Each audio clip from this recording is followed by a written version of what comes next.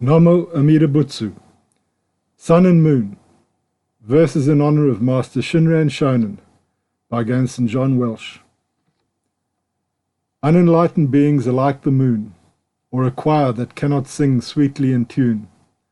Amida is like the sun and supreme choir master, who saves all sentient beings from further disaster and endless suffering in samsara.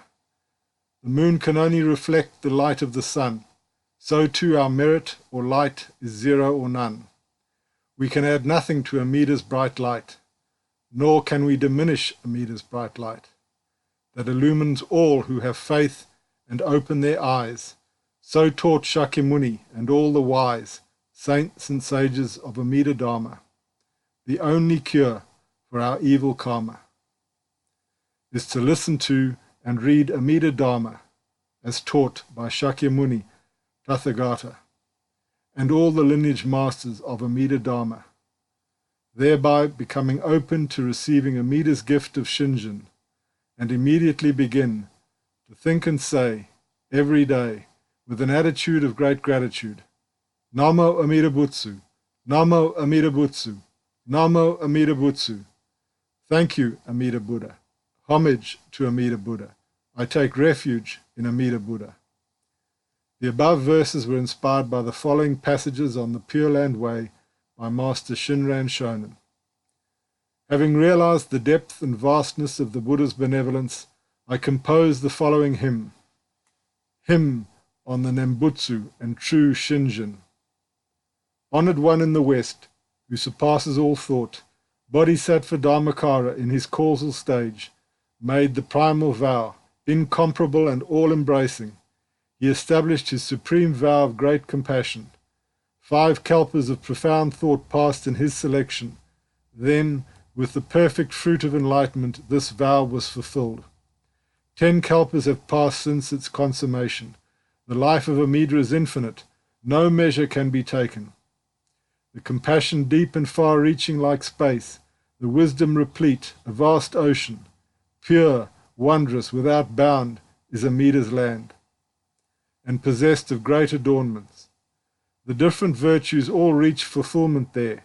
It excels all Buddha lands of the 10 quarters.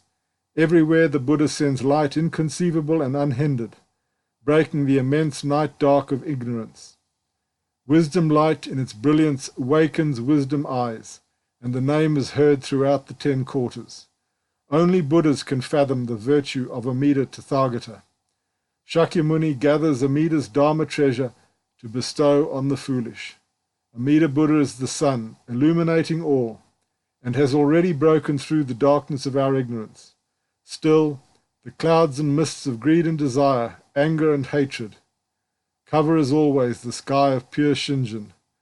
But even when the sun, moon, and stars in their constellations are veiled by smoke, mist, clouds, or fog, beneath mist and cloud there is brightness, not dark. I realize now that Amida's beneficent light surpasses even sun and moon.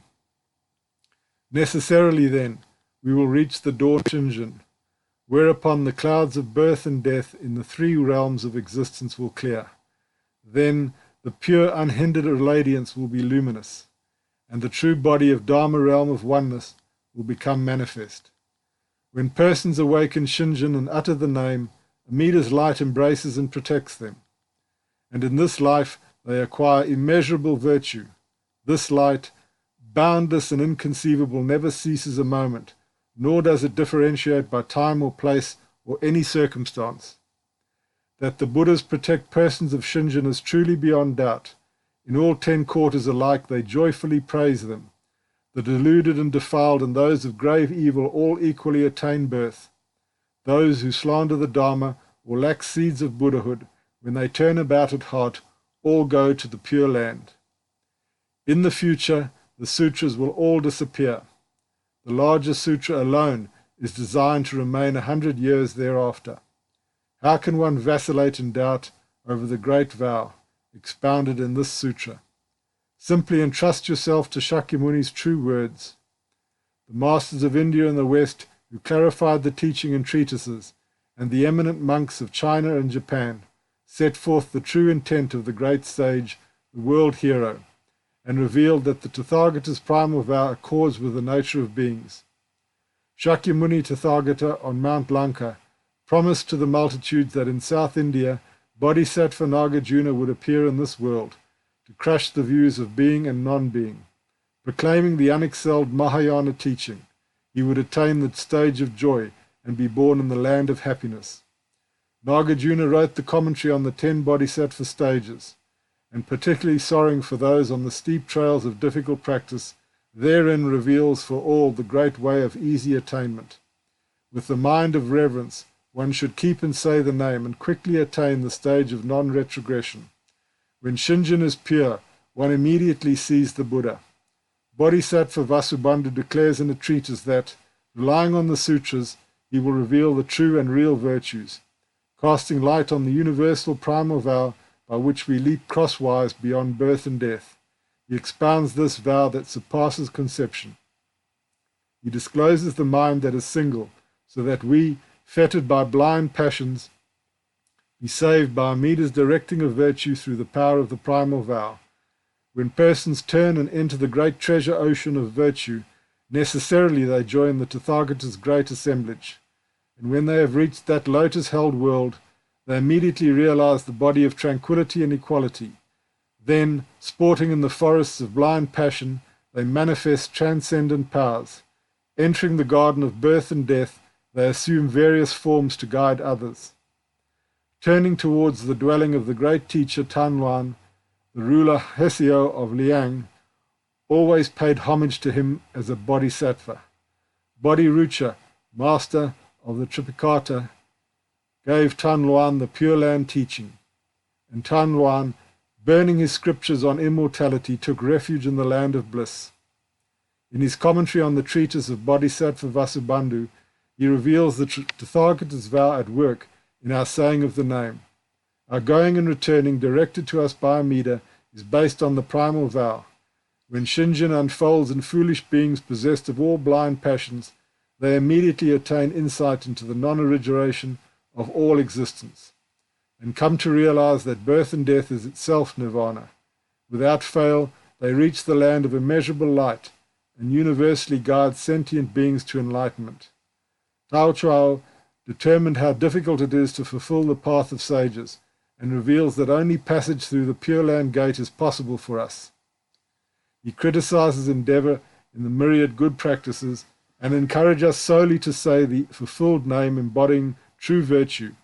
With kind concern he teaches the 3 characteristics of entrusting and non-entrusting, compassionately guiding all identically, whether they live when the Dharma survives as but form, when in its last stage, or when it has become extinct.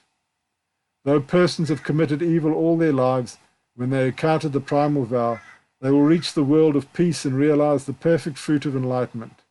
Shan Tao alone in his time clarified the Buddha's true intent. In deeply drawing on the primal vow, he established the true teaching. Sorrowing at the plight of meditative and non-meditative practitioners and people of grave evil, he reveals that Amida's light and name are the cause of birth. When one enters this gate leading to nirvana and encounters true mind, without fail one acquires the insights of confidence, joy, and awakening, and attaining the birth that surpasses comprehension. One immediately realizes the eternal bliss of suchness. Genshin, having broadly elucidated the teachings of Shakyamuni's lifetime, wholeheartedly took refuge in the land of peace and urges all to do so. In accord with the sutras and treatises, he chooses the teaching and practice of birth in the Pure Land. Truly, they are eye and limb for us of this defiled world. Ascertaining the virtue of the single practice and the inadequacy of diversified practice, he leads us to turn and enter the Nembutsu gate, which is true and real. Solely by distinguishing profound and shallow minds of devotion, he sets forth truly the difference between the fulfilled land and the transformed land.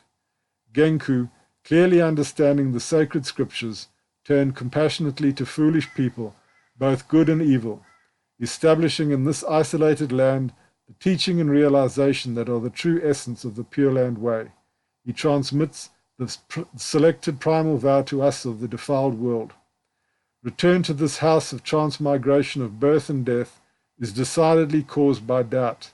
Swift entrance into the city of tranquility, the non-created, is necessarily brought about by Shinshu.